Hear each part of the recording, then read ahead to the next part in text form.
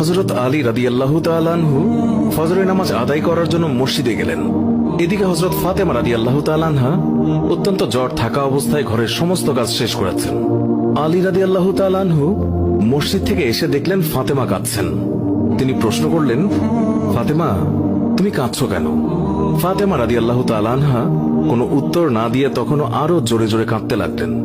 আলী রাদিয়াল্লাহু তাআলা আনহু কয়েকবার প্রশ্ন করার পর মা ফাতেমা কাঁদতে কাঁদতে বলল, আমি স্বপ্নের মধ্যে দেখেছি আমার আব্বাজান হযরত মুহাম্মদ সাল্লাল্লাহু আলাইহি ওয়াসাল্লাম আমার ঘরের মধ্যে ঢুকে কি যেন তালাশ করছেন।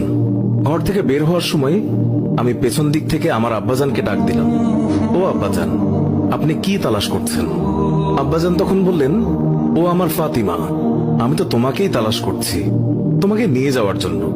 আরো বললেন, ও আমার ফাতেমা, আজকে তো তুমি রোজা রাখবে, সেহরি করবে আলীর দস্তরখানায় আর ইফতার করবে আমার দস্তরখানায়। তখন হযরত আলী রাদিয়াল্লাহু তাআলা আনহু এই স্বপ্ন শোনার পর দুইজনে বুঝতে আর বাকি থাকলো না যে ফাতেমা ইন্তেকাল করবেন।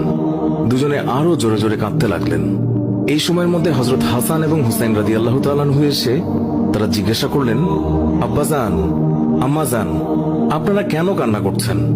ফাতেমা রাদিয়াল্লাহু তাআলা আনহুর একটি অভ্যাস ছিল, যখন হাসান হুসাইন তাকে কোনো কাজে বিরক্ত করতেন তখন দুইজনকে নানাজানের কবরের কাছে যেতে বলতেন। আজকেও ফাতেমা বললেন, তোমরা দুই ভাই নানার কবরের কাছে যাও। কবরের নিকট যাওয়ার সাথে সাথে কবর থেকে আওয়াজ আসলো, ও আমার আদরের নাতিরা, এই মুহূর্তে তোমরা আমার কাছে কেন এসেছো? আমার কাছে তো সব সময় আসতে পারবে। এখন যাও, গিয়ে মায়ের চেহারার দিকে তাকিয়ে থাকো। আজকের পর তোমাদের আম্মাজানকে আর দেখতে পাবে না। এই কথা শোনার পর দুই ভাই কাঁদছেন এবং দৌড়াতে দৌড়াতে আম্মাজানের কাছে চলে গেল। গিয়ে আম্মাজানকে জিজ্ঞাসা করলেন, তোমরা দুইজন কেন কাঁদছো? বুঝেছি, নানাজান আমাদেরকে বলে দিয়েছেন যে আজকের দিনটি তোমার জন্য শেষ দিন। নানাজান তোমার চেহারার দিকে তাকিয়ে থাকার জন্য আমাদেরকে বলেছেন। বিকেলের দিকে হযরত ফাতেমা রাদিয়াল্লাহু তাআলা আনহা তার শরীর খারাপ হলো, তাকে বিছানায় শোয়ানো হলো। মা ফাতেমার মৃত্যুর পূর্বক্ষণে হযরত আলী রাদিয়াল্লাহু তাআলা আনহু তাকে তিনটি কথা বলেছেন। ও আলী, আমার প্রথম কথা হচ্ছে, যেদিন থেকে আমি আপনার ঘরে এসেছি ওই দিন থেকে আজ পর্যন্ত আমি আপনাকে অনেক কষ্ট দিয়েছি। আপনি যদি আমাকে ক্ষমা না করেন তাহলে কি আমার কারণে আব্বাজান অনেক লজ্জিত হবেন।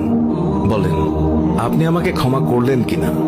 আলী রাদিয়াল্লাহু তাআলা আনহু তিনি তখন উত্তরে বললেন, ইয়া ফাতেমা, তুমি কি বলছো এগুলো? আমি তোমার যোগ্য ছিলাম না। তোমার আব্বাজান দয়া করে মেহেরবানি করে তোমার হাত আমাকে দিয়েছেন। বিয়ের দিন থেকে আজ পর্যন্ত আমি আলী তোমাকে ঠিকমতো দুবেলা খাবার খাওয়াতে পারিনি। ও ফাতিমা, তুমিই বলো,